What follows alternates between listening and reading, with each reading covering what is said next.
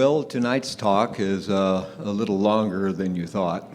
It's getting longer because this is really the second in a series, a continuation of what we talked about last year, which was how to beat the cycles and avoid nirvana, as you remember.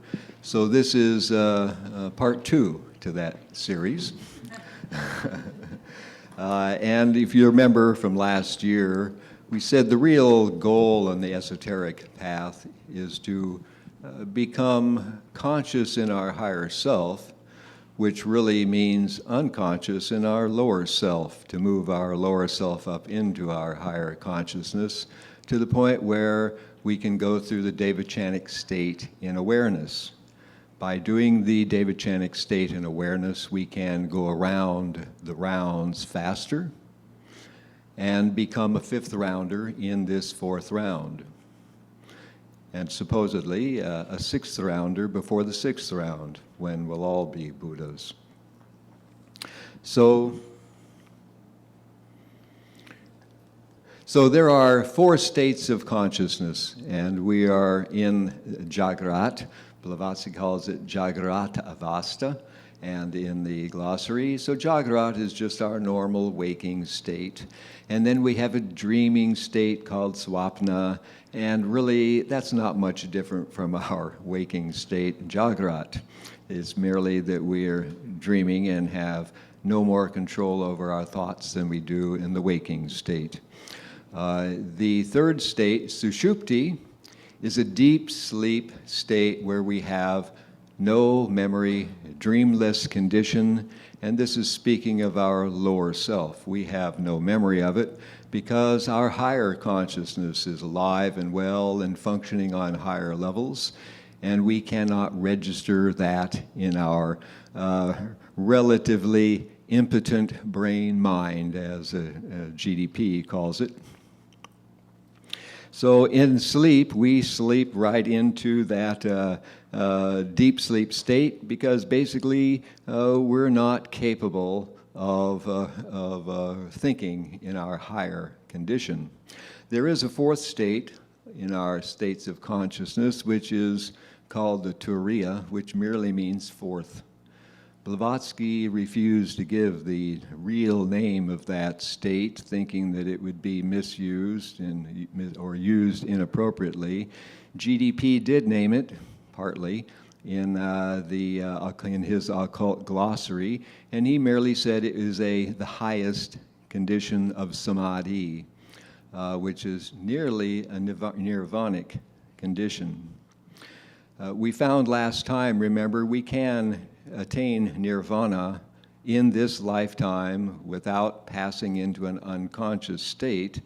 The chore is to get to a paramarta, or to a fully aware condition in this life, and once we get to the point of a devachan, which is in awareness, our nirvanic condition will be far ahead of where it would be if we went into nirvana in this state. Blavatsky said it's far different going into nirvana with paramarta than it is going into nirvana in the condition of a traveler on the path.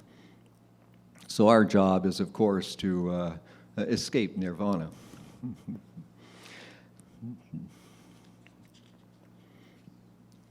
So the esoteric tradition basically says we have to wipe out our lower self, which means we have to move it up into our higher condition. And if this can be achieved in our dreamless state, then we will be able to remember that. Our devachan will become one of consciousness rather than like the deep sleep state. And to achieve this, there was meditation enjoined on all esoteric students by HPB. This is a reference from the Intergroup Teachings. I once had difficulty finding any mention of meditation in any of the Theosophical writings. It finally came out in the Intergroup Teachings, where she said in no uncertain terms this meditation was ordered of all esoteric students in order to develop a power of concentration largely developed, because without that power, no progress can be made. In fact, no even beginning can be made on real esoteric training until you have that deep concentration developed. And notice it says here, acquired, let me find it. You will receive definite instructions after you've after you've acquired that power of concentration, and it's useless to give us any of those deep instructions before you have that state, since it wouldn't be of any use to us.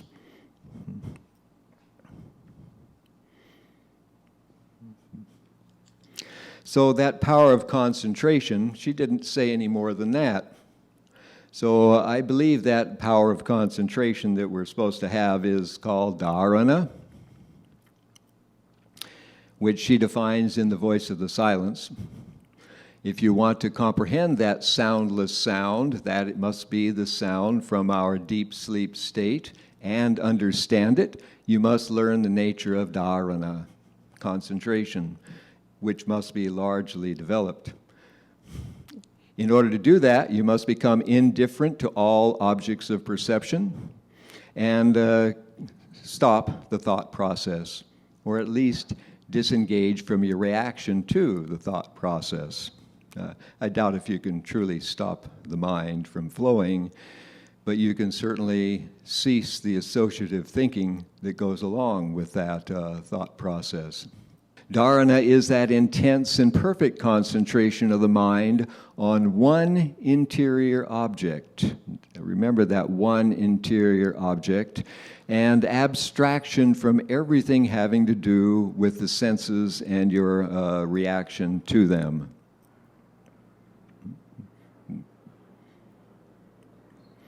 Further in the voice of the silence, she goes further on that as she explains the stages on the path.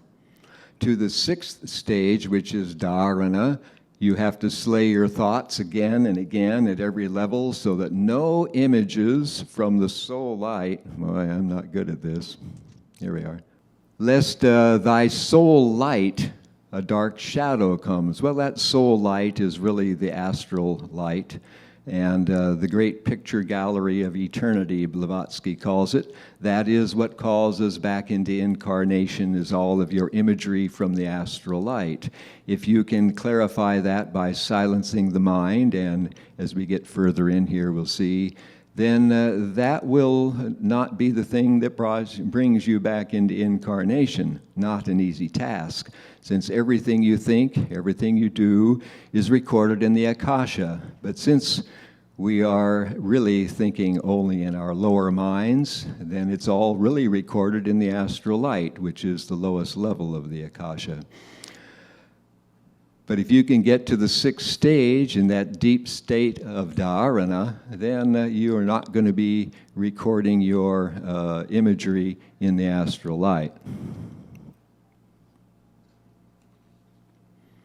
So the question is, how do we attain that deep state of dharana? Not much information is given in any literature other than the Buddhist literature or the Mahayana literature that I've found. And I'm going to quote from one. The Buddha actually answered that question.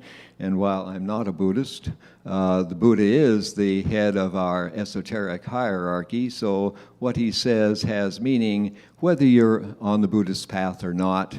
And certainly it has nothing to do with whether you're on the Tibetan path or the Japanese path or the Theravada paths. It's basically all the same up to the point where you have to make a choice, and we won't go to that point in this talk. So the Buddha gave his answer to how you achieve this state in a sutra called the Satipatthana Sutta, from Pali, or sutra from the Sanskrit. And he said, the only way, monks, now he said, this is the only way. There is no other way, according to the Buddha's expression, to achieve this state. So he says the only way is for the purification of beings, paramitas, right? and the overcoming of sorrow and lamentation, getting rid of the tanas, all the clingings and cravings, and in order to attain nibbana, or nibbana is the same as nirvana. Nibbana is merely the Pali for nirvana. Namely, the 4 foundations of mindfulness. Now, this particular translation I got from Buddhist Publication Society. It's in 1968, so it's a fairly current translation. And so he says that a monk must live contemplating the body in the body. He doesn't say sit down and meditate for 15, 20 minutes or an hour or 2 hours a day. He says live in this condition of contemplating the body in the body, contemplating the, get the right button here, feeling in the feelings, comprehending consciousness in consciousness, and contemplating mental objects in mental objects. We'll look at the phraseology of that in a few minutes. But these are the 4 foundations of mindfulness, the thing that the Buddha says you must contemplate. The body, the feelings, the consciousness, and mental objects.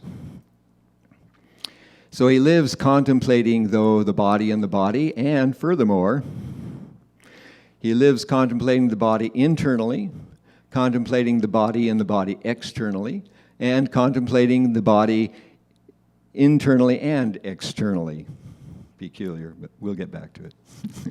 And furthermore, he lives contemplating origination factors in the body and contemplating dissolution factors in the body, and lives contemplating origination and dissolution factors in the body.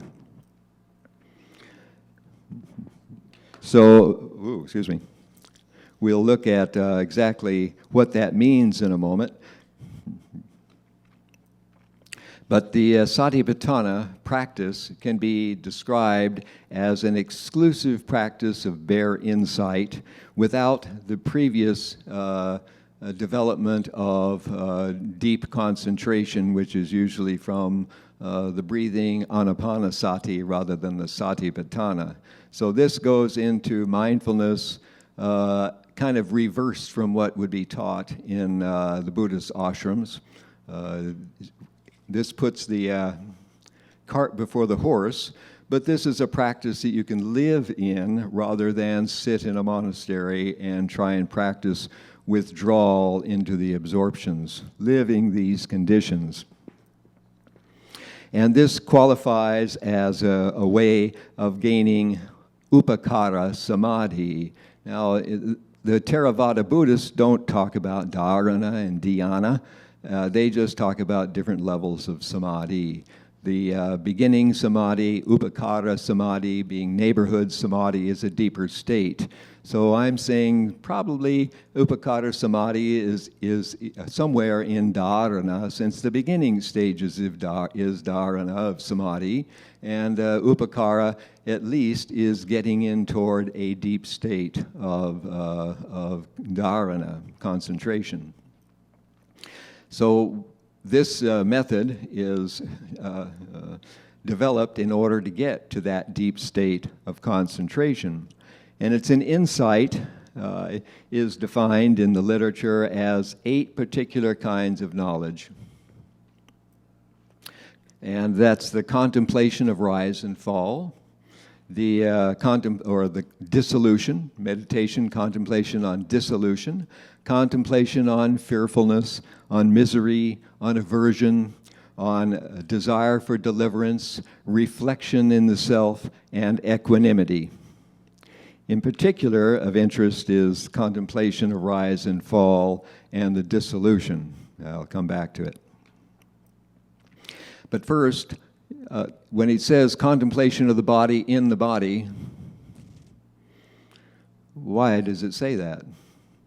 He says you need to contemplate on the body and know that you're not contemplating on feelings, or change your point of concentration to feelings, change your point of concentration to consciousness, or change into mental objects. You want to stay with body in the body. Similarly, you want to pick one internal object to meditate in, as Blavatsky said, one internal object, she said. So stick with one at each meditation. If you're meditating on body and you switch to feeling, you're not in dharana. You're now changing your thoughts. Deep concentration means one thought only, and you stay with that one.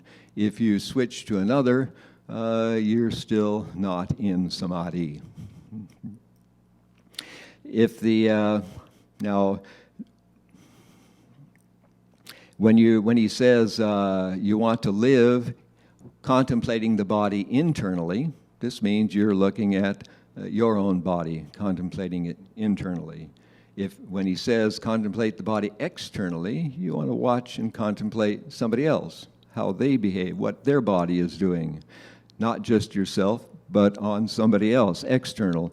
And when he says internal and external, then you want to watch the interactions of yourself with others in relationship to body, in relationship to feelings, in relationship to consciousness, and in relationship to the mental objects. So you're looking at your associative thinking in the world, always staying with that one thing only as you in the meditation process. Now this, remember, is all day long, not just sitting practicing. So you have to live contemplating this state in order to really get into this deep state of dharana. In other words, you can't just toy with it as a part-time practice. It must become part of you. The same as the paramitas, they must become part of you, not something which you just read and say, okay, I know what the paramitas are. You must become them. He also says now that you should contemplate the origination factors and the dissolution factors. I think we'll go to the... before I jump to that one, I'm sorry, we'll go to the next one here. And say, from the Esoteric Teachings, Volume 1, there is a footnote on page 89, footnote number 34, where GDP talks about the 4 introspections. And he takes it from the 22nd Sutta of the Digha Nikaya, which is the Satipatthana Sutra. And so he mentions it, and obviously he mentions it because he thinks it's important. He put it into a footnote. So he took special emphasis to put this in. And what is it? It's meditating on the 4 satipatthanas. Now, a little different. He calls it body. Now, this is not his translation. This is C.R. Landman in 1900. Obviously, he's not a native Buddhist, so his translation isn't quite the same as we're getting today from the Buddhist translations, but it's still indicative of the process. So he calls it body as a purely material thing and product of the parents. Well, this is for you to realize that it's not you, right? So, but it is still a body. You're meditating on body nonetheless. The Vedana is a Pali word that means feelings, perceptions. So it's the same thing, although you're not necessarily looking at the sense experiences gained through the body and emotions. That would be a rather poor translation today. And the thoughts, this is just the consciousness, looking at your thoughts. And D, he calls it Dhamma, which is Dharma, and only that's a plural form, Dharmas, which is really the essence of things, which before was called mental objects. What kinds of things are going on in your mind?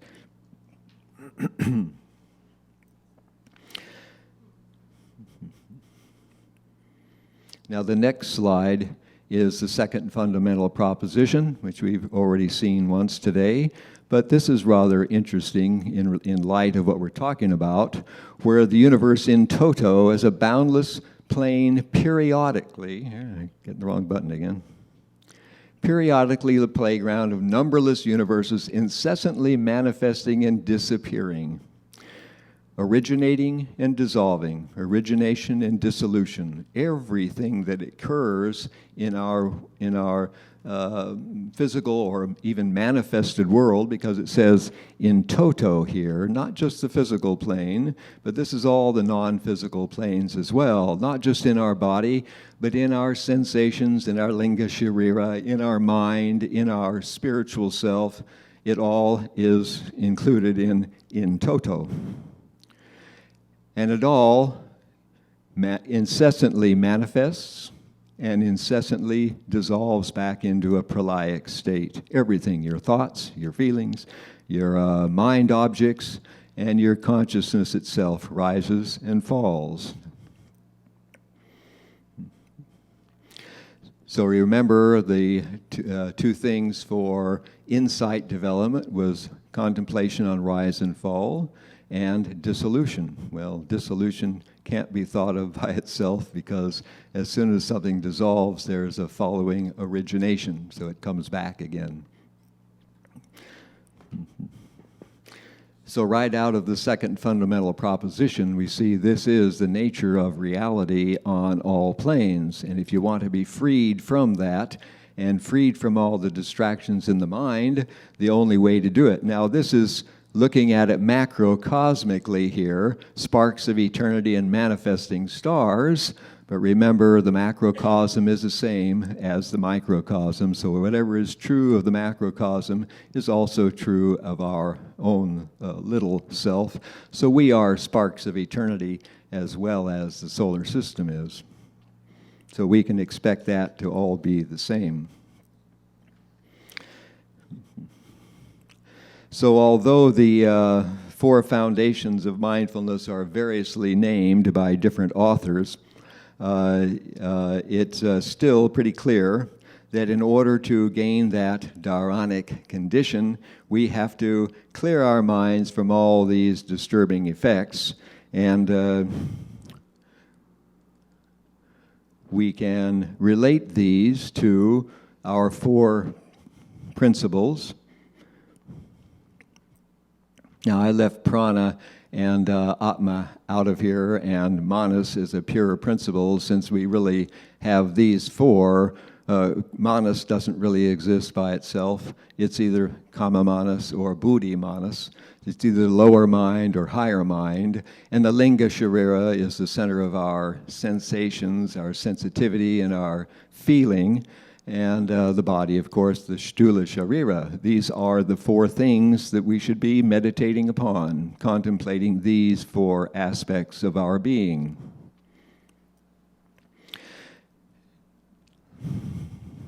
Earlier in this century, there was some writings by Edward, what in the world was his name? Never can recall it now, but discovered when he was treating his patients that men and women were different. Men had a 23-day cycle in the flow of the phlegm when he was treating their colds, and women had a 28-day cycle. So he called this the physical masculine cycle and the feminine cycle. So we have a physical rhythm that's 23 days and a emotional rhythm of 28 days. Now, these are called biorhythms since they occur in all of us. Since then, we've found that you can plot mental and intellectual rhythms of 33 days, and what is generally called intuitional of 38 days. Now, these are modern terms that are used for the biorhythms, but I really take exception with calling them emotional. Emotional really is not a single thing. It really should be called feeling, sensation, because emotion is really a complex thing, which is an interaction between the body, the sensations, and the mind. So this really looks more like the four foundations of mindfulness in the biorhythms, and how the intuitional is really a discrimination ability. It's really got to do with what is going on in your mind, not the mind itself, but what is going on in your higher mind. rather than in the lower mind where the thoughts are.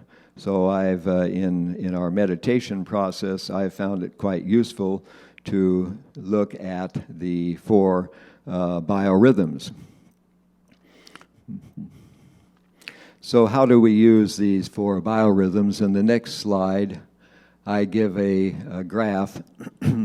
At birth, these 4 biorhythms begin flowing. This is a picture of me at birth. Aren't I cute? Everybody looks the same, by the way, at this point.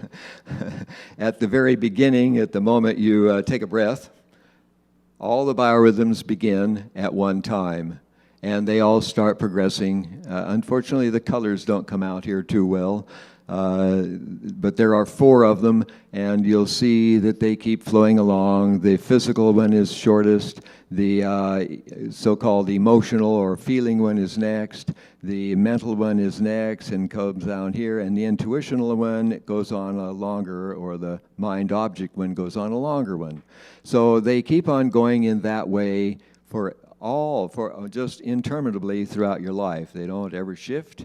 I've found you can get to the point where you can identify these 4 biorhythms in yourself, and you can use them for aids in following the rise and fall in your meditation process of putting your attention on that one internal object.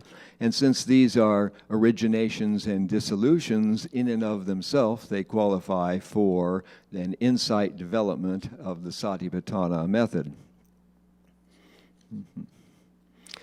To give you a further example, this is another point in my life. I think it's 1956. I can't quite read it myself, and I don't have a copy of it here. But you'll notice at this, do that again. Right here, this is all 3 curves. Remember, there are 4 of them, but 3 of them have come together and start as if it were at birth. Now, this is 56 years it took to get to that point where 3 of the curves are exactly the same. Again, starting over from where they were. However, the 4th one is still way out of line. Now, if you take 23 times 28 times 33 times 38 and divide it by that in days of the cycle and divide by 365 and a quarter, the number of days in a year, you'll find you have to live 2,211 years before all 4 curves come together again. So you have no 2 days that are ever alike. So if you ever wonder why you get up one day and you feel good, and the next day you don't feel good for no apparent reason, or you get up and you feel good for no apparent reason, the cause is probably your biorhythms. And if it isn't, it gives you a great rationalization for it. Now, we've used these for many years in plotting out our biorhythms, and you can tell when your birth date was because let me go back here. You notice the physical biorhythm, I was born on a Monday. So on a Monday, the next Monday, it's at a maximum, the physical one, is that it? And then down here, as it hits the curve again, it's on another Monday. Am I right? I'm cross-eyed here. I can't see it from here. No, I'm sorry, not the body, the emotion. If you take the emotional cycle, which is 28 days, that's exactly what, 4 weeks? So every 2 weeks, the emotional cycle goes up here, it's 7 days, and it comes down here, it's 14 days, and it comes down, it's 21 days on a Monday, and back up 28 days on a Monday. So Monday is the so-called emotional or feeling biorhythm. So you'll find that you're very excitable on this time, very somewhat depressed on that one, and you're totally out of sorts on this one, where it's neutral at the 0 point. And you can plot these out and see the effect of them in your life. Now, why is this important for the meditation? If you sit and try and do your meditation, it's pretty disconcerting at the beginning to find that, well, it was easy. It's going to be just a real breeze in developing these abilities, and then the next day it's totally different.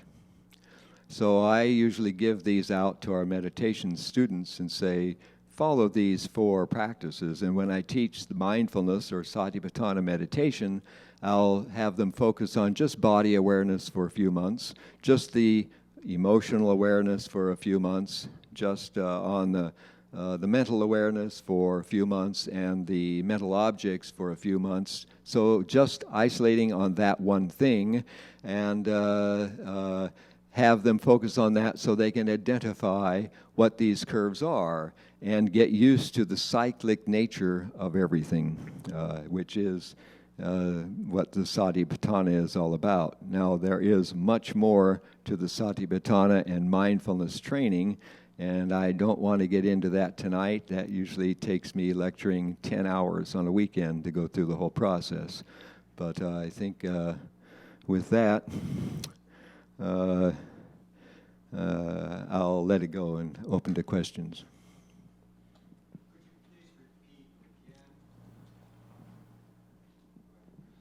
You don't want me to say whatever I happen to say, do you? Could you please repeat again where these names or where these times came about, where they decided to choose these times for the biorhythms? These were not chosen, they were discovered. So there are many cases where I think Japan and Switzerland used to, I don't know if they still do, but they used to prohibit pilots from flying when they had physical and emotional critical days simultaneously. Sometimes these 2 rhythms occur across the center point on the same time. Like here, this one is a triple critical day. You might as well stay in bed on that day. There's a double critical over here, and I can't tell what it is. But on certain, statistically, when they've studied it, accidents happen on physical and emotional critical days. Deaths happen at other times in a statistically significant manner at certain other critical times. So it does have an effect on our function and how we think. And so if you're trying to get a handle on your thinking process, it's a very good thing to cogitate these rhythms within yourself. If nothing else, it will convince you that this body is not you. This is only a borrowed thing made up of elemental essence in our physical form, and basically Dhyana Chohanic essence in all the rest of our principles other than Atman, which we don't get from the Dhyana Chohans, we get direct, right? So it's only an aid to the attainment of that dharana, that deep state of concentration. The chore is stopping your association with the mind. So if you're meditating on body, you want to focus on the body as a body. And when you start thinking of something else, you want to stop thinking of that and bring it back to the one internal object that you're meditating on, to the point where you can stay on that one internal object. But you have all of these things that are disturbing your thoughts and preventing you from getting into that higher consciousness state, because they all are barraging you with different thoughts and different feelings, different sensations, right? So this is a way to help disassociate yourself from them. But the time frames were all discovered. Originally by, I wish I could remember, I'm sorry, I don't remember his name. He was a good friend of Fleiss was his name, Wilhelm Fleiss, German, a good friend of Freud. I'm sure they did cocaine together, because that's how the doctors treated colds in those days, you know, a wondrous cure. And then I don't know who's discovered the other ones. I don't have it, but there are books written on it, and you can go ahead and test it out for yourself. If you get online, there are calculation routines that you can print out. This is printed out from a computer routine, obviously. And you can get them and print them out and test it. You can plot it out, and I have charts that we've developed to help people do that process in themselves. This self-discovery is the best way, you know. Right.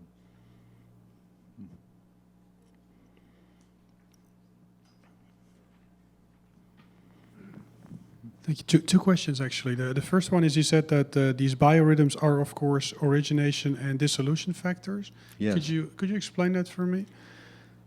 Well, everything comes and everything goes. Everything has a beginning and it has an end. And it rises to a maximum, falls to a minimum, and then rises to a maximum, falls to a minimum yet again, and on. So everything originates and everything dissolves. So in the meditation process, you're looking at those, what is causing this thought to come back in my mind? If I'm meditating on a mental object, okay, I can watch that thought rise up. It comes up and then it vanishes. But it doesn't vanish instantaneously. It kind of dissolves away into nothingness, and there's a motion, a moment of silence. And instantly after that, another thought comes up. What is the factor that causes that origination? Where is the association? Is it a feeling in the body that you're associating and bring up a certain thought? Is it a thought, yourself, that's perseverating in your consciousness and recurring, you know, like a song you can't get rid of? So everything does that, and everything in existence is cyclical, but what we're really interested in are those internal things that are cyclical. Is there anything that is not?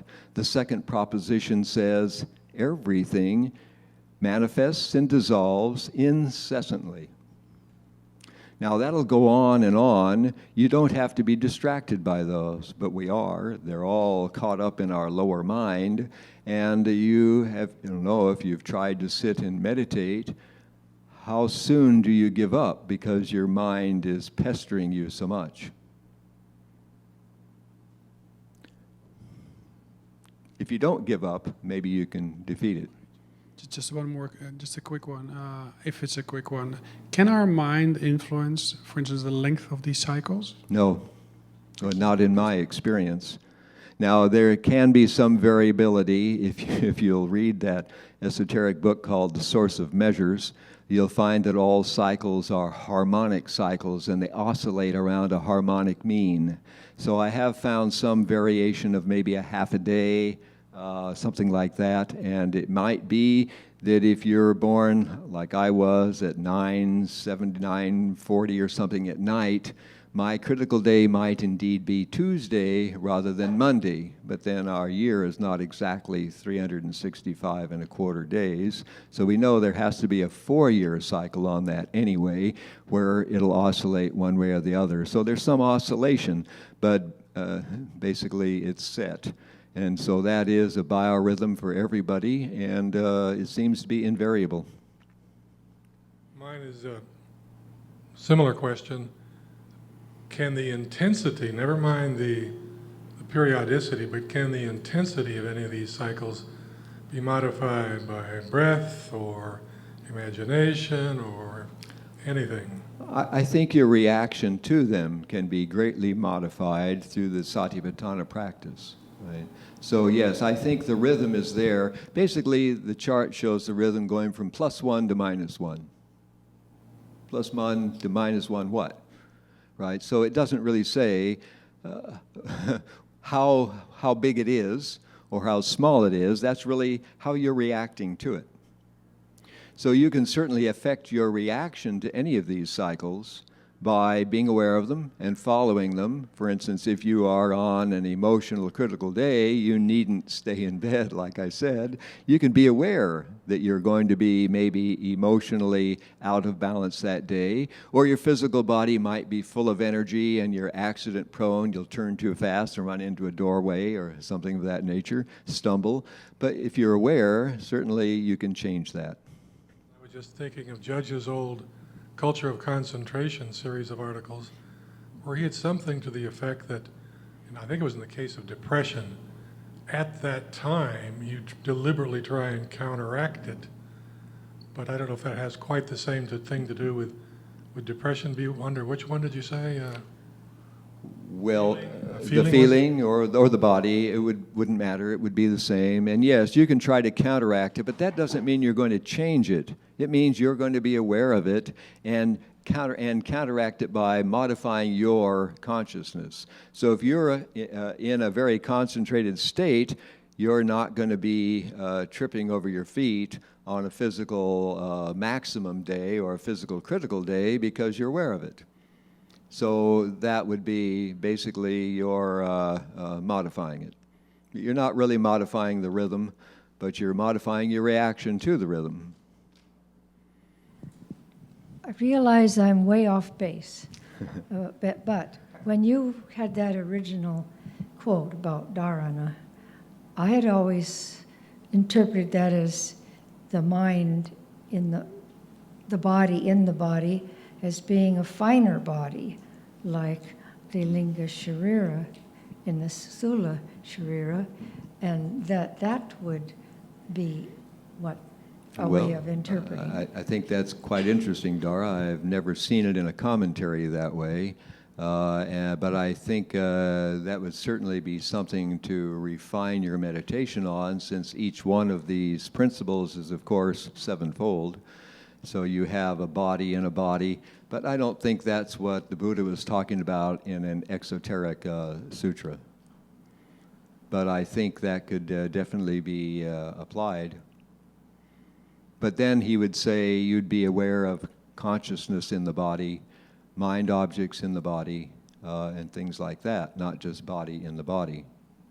So I think here it's an exoteric book, and you're talking about staying with the one thing only on the concentration. But certainly that what you're saying is true, but I don't believe that's what he meant in the Satipatthana Sutra. I see, thank you.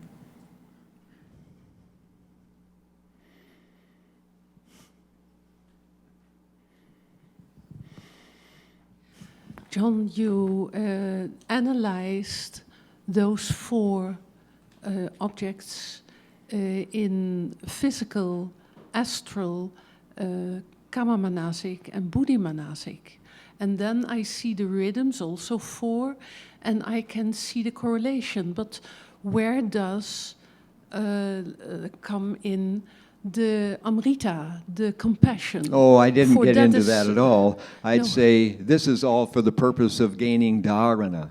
Yes, You I can't understand. really get any further until you actually attain dharana. Once you attain dharana, then you have a hope of getting on the esoteric path. You can make all kinds of declarations like Nicholas was talking about, but that's not going to do a thing unless you can silence this mind chatter and go further. So then you get to the point where you can make the choice between the two paths. And this says nothing about compassion. This says nothing about the paramitas. I think that has to go along with it, and that has to do with the purification that Yes. was talked about.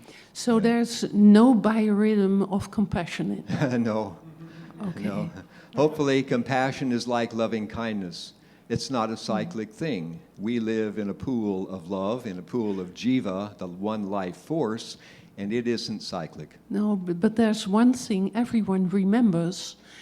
The day and the moment he first realized what his goal in life was, to be compassionate. Mm-hmm. Yes, you all know that. You remember that in your life. There's one special moment that happened, but that is not... I don't believe it's a biorhythm. I believe it's not a body rhythm. Let's put it that way. Right. Okay. And certainly the memory of it would be a mind object, right? Now that in itself, the memory of it might very well be cyclical. You might remember it one day very clearly, and the next day less clearly, and then you might forget it, and then remember it again. That would be cyclic. But the state of compassion, if you attain it, it's like the loving kindness state, glowing out into love, into the world. I find that is not cyclic, because that's the essence of what we live in. Mm-hmm. I have one question. I try it like this. We are all family members of the Point Loma ideas, and one of our family members is Gordon Plummer. And he was marvelous in connecting our own cycles with the cycles of the cosmos. Yes. Did you ever found out the same correlations? Well, I haven't gone into the mathematics of the cosmic mind with that intent, but of course it does, because it's got to do with our 7 principles. Now, I haven't noticed that there's any cycle associated with prana, right? Because that's jiva. I don't think it's a cyclic thing. I haven't noticed any cycle with Atman, of course, because that's just Atman. So, you can correlate, Gordon did correlate the 7 principles with his different geometric figures, but he takes manas as a thing in itself, and I don't believe manas exists as a thing in itself. It's either mixed with kama or it's mixed with buddhi. If it were a thing in itself, it would be the antaskarana. And that is just a fiction too. It's just a connection that doesn't really exist as a form. So it'll be an interesting thing to do, and I'll have to open up the mathematics of the cosmic mind when I get home and check that out. There is no Saturn or Jupiter or whatever correlation? No, this is not an astrological correlation, but I find this is not absolute either. If you're looking at your behavior, you won't get an absolute readout of your behavior from merely these 4 curves. You have to maybe refine that with the astrological conditions at the time and relate it to the astrological conditions of your birth, and that becomes quite an immense study.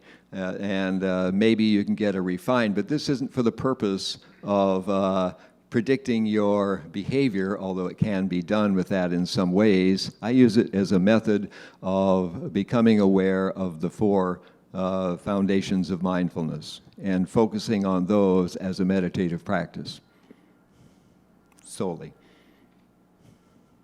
Aaron.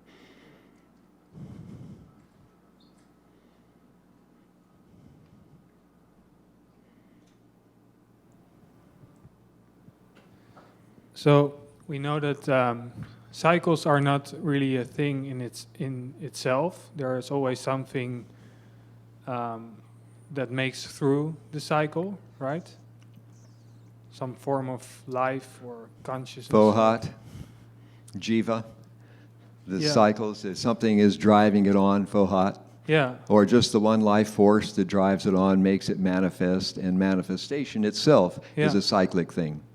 Exactly. So that's how do you say, a characteristic of manifestation. So what would be manifesting in these cycles? Well, manifestation is not necessarily material. A thought manifests on the mental plane, in the chit, right? Mm-hmm. Just manifest in the chitta. And emotions will manifest in the kama. So that's a manifestation. It's a substantial manifestation, but not a material one, right?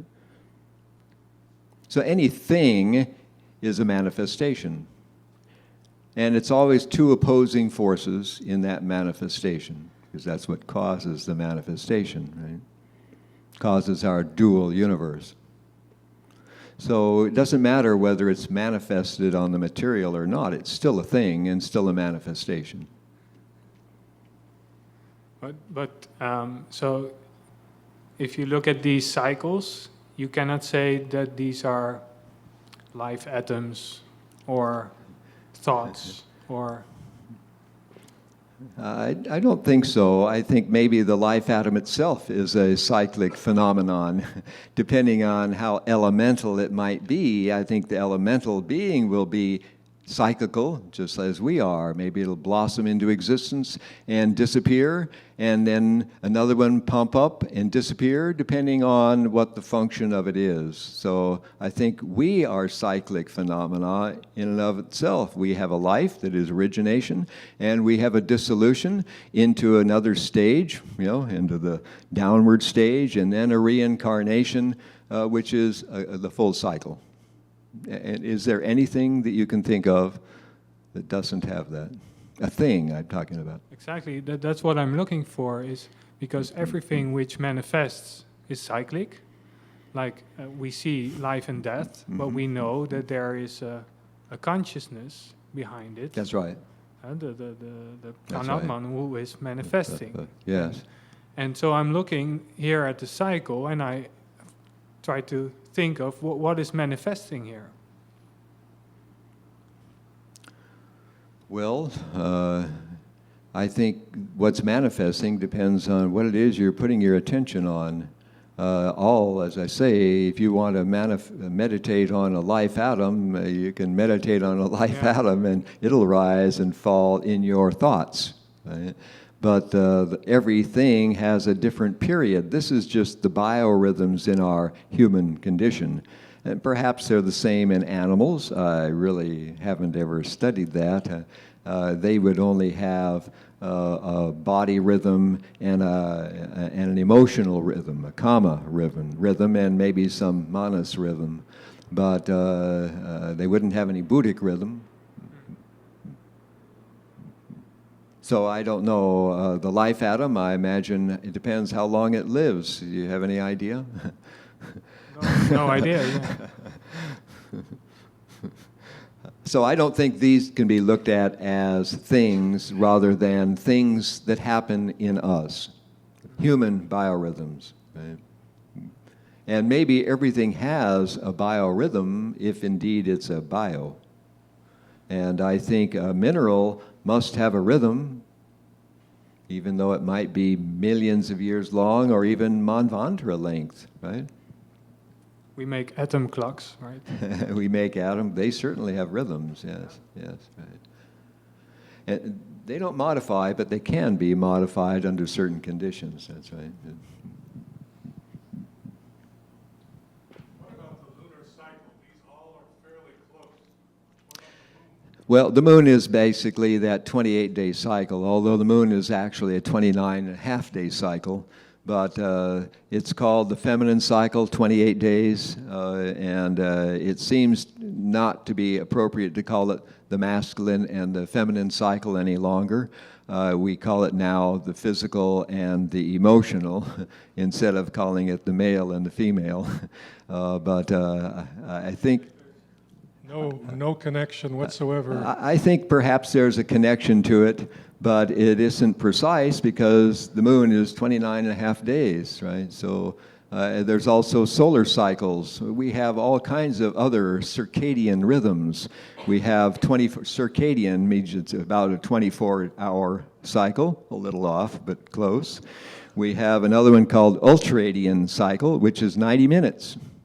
If you follow your breathing, you'll notice that every 90 minutes you breathe alternately out of a different nostril. Right? You're breathing out of your right nostril, and therefore your left brain is activated. Your rational brain is functioning with lots of sparkles in it. 90 minutes later, your left nostril will be clearer and you'll be breathing out of it, and your right brain will be sparkling better. So if you want to do some creative work, I teach the students to either follow that 90-minute rhythm. They do follow that 90-minute rhythm in businesses because every 90 minutes they give them a coffee break, right? Right? So if you can actually change that rhythm. It's still a 90-minute rhythm, but if you want to get into left brain thinking, then do the nadi shuddhi and change the order of your nostril where you're breathing. So you can modify that one. if you're familiar with the Nadi Shuddhi. I don't want to teach yoga here, but yes. In mathematics of the cosmic mind, I believe Gordon Plummer was relating the cycles of the human heartbeat with the solar and cosmic cycles, and Yes. the way the sun sends energies Yes. through its system That's of correct. his family. Yeah, that's So I correct. think that he did come close to good parallels in the human cycle, that human being rhythms in that way to the solar.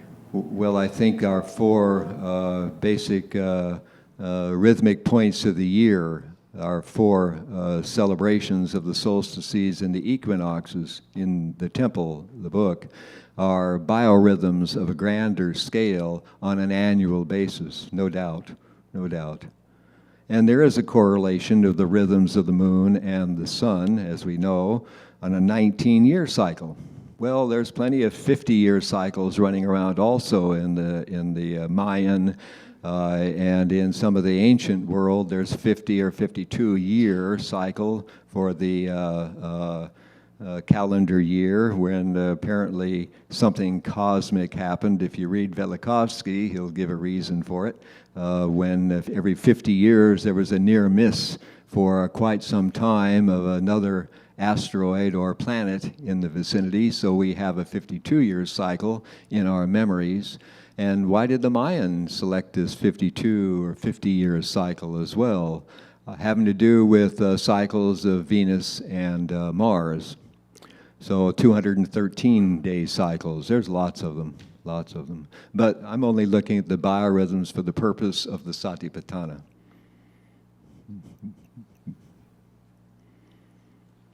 And all for the purpose of gaining dharana.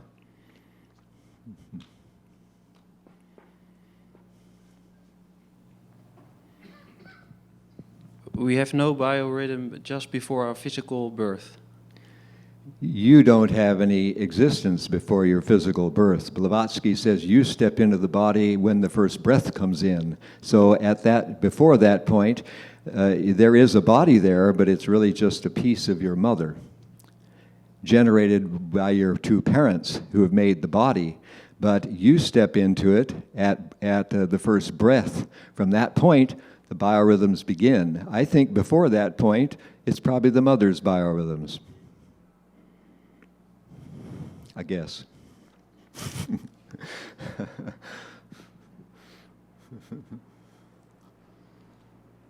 Well, are you all tired yet?